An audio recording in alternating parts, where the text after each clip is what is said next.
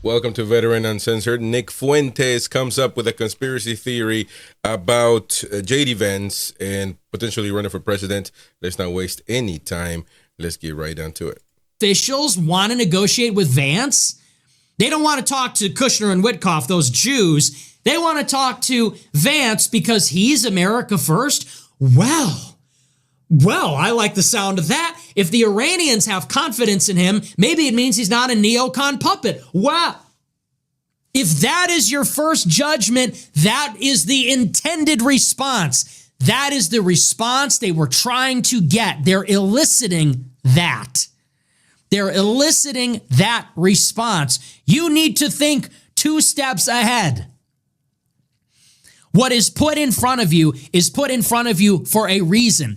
When you're watching a TV show, you're not watching a portal into a real person's life. You're watching through a camera lens of a make-believe studio where scripted actors are doing entertainment. Similarly, when you read a report in the New York Post, you're not reading a diplomatic wire from an Iranian official. You're reading Rupert Murdoch's magazine making shit up. Yeah, does this Iranian official exist? Maybe and maybe not. Maybe they made it up because this is a convenient story to tell you to make you think a certain way about Vance. And if you read that and say JD Vance is trusted by the Iranians, maybe he's America first after all, that's a vote of confidence. Well, maybe they wanted you to think that. And there was another story that came out today. There was a story in the Israeli press that Vance and Netanyahu got in a big fight this weekend. That Vance had a tense phone call with Netanyahu over civilian settlements in Jerusalem. And then Vance's office denied that this happened. This is from the Times of Israel. It says, U.S. Vice President JD Vance's office forcefully denies a Hebrew media report claiming he had a tense conversation with Netanyahu in recent days, during which he berated the Israeli premier over Jerusalem's failure to crack down on rampant settler violence in the West Bank. The story is completely false. The vice president's discussions over the last week with the prime minister had been focused on epic fury. The subject of this article was not even discussed, said Vance's press secretary, who, by the way, Buckley Carlson is in that press office for Vance. The Israel Hayom report that she denied was one of several Hebrew media reports in recent days purporting to reveal frustration in Washington at Israel regarding the daily unchecked settler attacks. Okay, so that's this week. Last week, David Sachs, who is JD Vance's political confidant and his connector to Silicon Valley, he was the first White House official, he's the AI czar, who said the war should end. That was last Saturday. Then on Tuesday, Joe Kent, who is another JD Vance Peter Thiel acolyte, he resigned his post at the DNI. Then he interviewed with Tucker Carlson, who is another Peter Thiel acolyte and JD Vance associate. Now this week, they're saying the Iranians say, give us Vance, he's anti-war. The Israeli media reports Vance is really critical of Netanyahu. What is this all for? What is this all pointing towards? Vance's people recognize that his prospects of becoming the nominee and the president are in the toilet because of this war. Trump and this war are dragging Vance to hell. Wow. That's interesting. Dragging us to hell. Well, he doesn't believe JD Vance, of course. Listen, we got more clips of this, so this is not it. Don't go anywhere. Hit that like button. Very important for you to help us out. Listen, I don't think JD Vance agrees with this war. I don't think he does. He's not going to voice that. He's going to be diplomatic. He's not going to voice that opinion, against the president. You might say, he's not maybe gonna do Vance. That. Sorry about that. He's not going to do that. He's going to take it easy.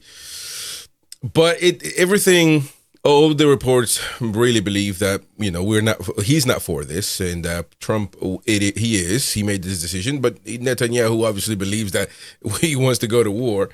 And so, but he doesn't want to,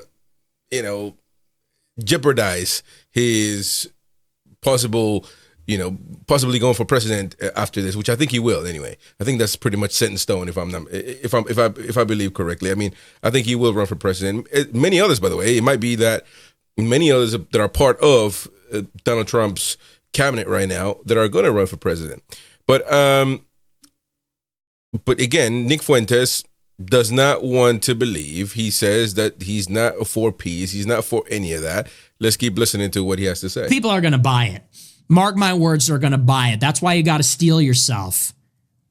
Okay? The whole Trump, it's no new wars all over again. When Trump said it's bullshit, when Vance is going to say it, it's bullshit. Trump was supposed to be the no new wars, peace president, blah, blah, and it didn't work. And they're going to run the same thing with Vance, and people are going to eat it up. Vance is going to run in 28 and say, hey, even though I brought us to war in Iran, it's going to be different because I led the peace process. People will fall for it again. So I don't trust it. I don't want anybody involved with Barry Weiss to lead this movement in any capacity. They shouldn't have done that. So anyway, that's that. We're going to move on. We're going to take a look at our super chats. So just a pause there for a second, because there's another clip of Fuentes speaking on this. I believe that we got that ready. But I think that what he says is a good point. I mean, but it is what's going to happen. JD Vance is not going to, when he runs for president, he is obviously going to try to distance himself from what's happened if it indeed goes bad. If it goes well, whatever well looks, to be honest, at this point, eradicating the Iranian regime, that's pretty good if you look at it from that perspective. It has no immediate,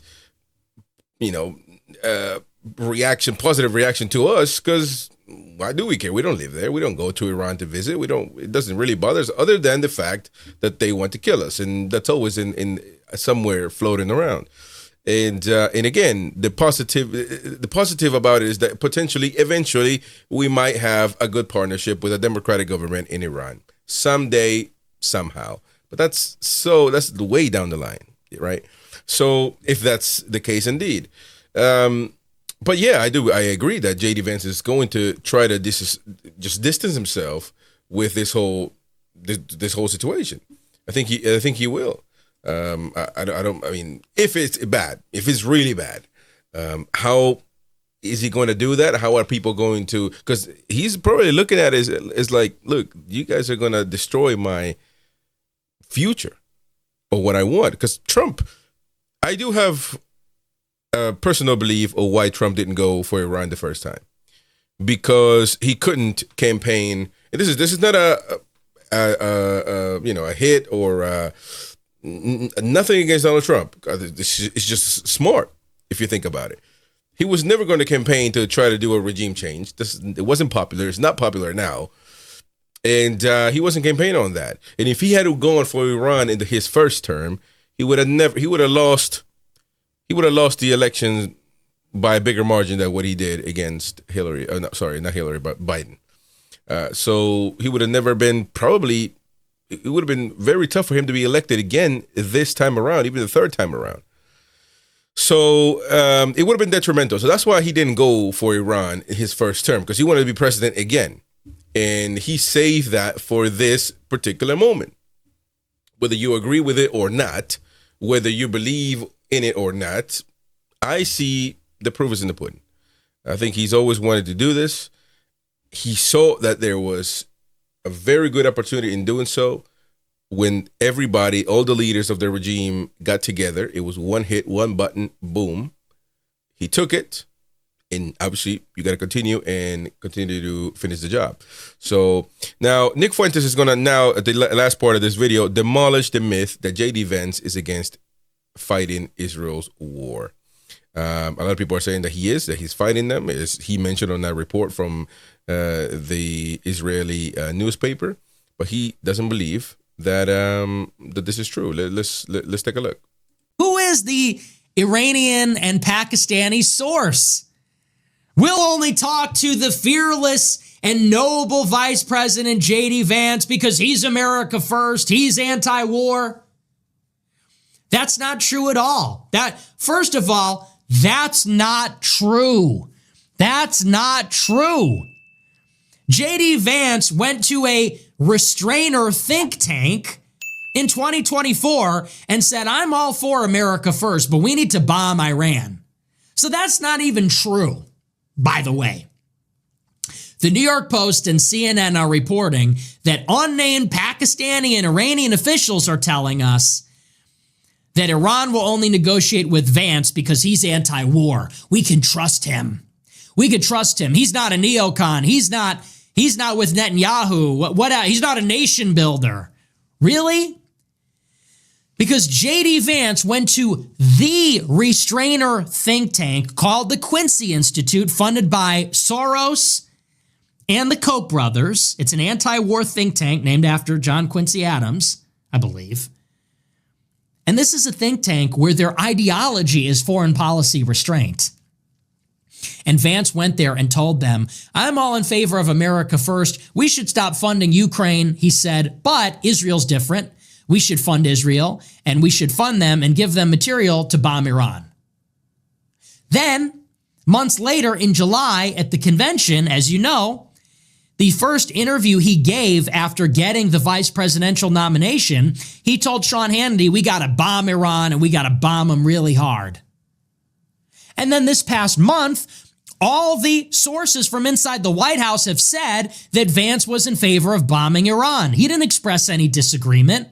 They said every cabinet member was in favor of bombing Iran, and Vance more so than others. They said Vance said, if you hit Iran, you got to bomb them really hard. So that's not true. That's not even true. And you think the Iranians don't know that? You think they're not paying attention? You don't think they read the papers? Who's Vance's chief of staff? Jacob Reeses, who is a Zionist Jew. And look him up. Look him up. Look up Vance's chief of staff.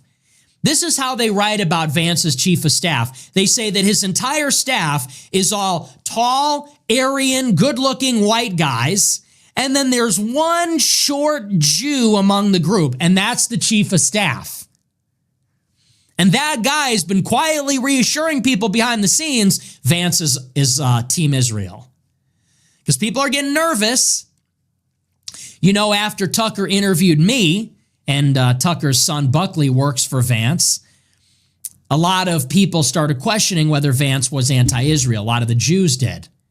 Edward Lutvak, who's a friend of Bronze Age Pervert and a member of the Israel security forces, he said Vance needs to reassure us that he's on our side. So I don't think that the Iranians believe Vance is anti-war. I don't think the Iranians believe that he's some kind of based anti-Israel patriot. But for some reason, people want us to think that they do. Well, look at that. Would you look at that? I mean, what do you believe in? Smash that like button, subscribe to the channel, of course, and let me know what you think in the comment section below. What you think. Do you think JD Vance will run for president? I think he will, obviously. I think most people will say that he will. But do you think that he will be able to distance himself by the American voter from this war if it goes bad? If it goes good, obviously, he's going to be he's in part of the cabinet to celebrate with everybody else. Now, do you want to answer to Nick Fuentes? Do you believe that he is pro-war, that he's not this peace guy? Let me know in the comment section down below. Very important to know your opinion.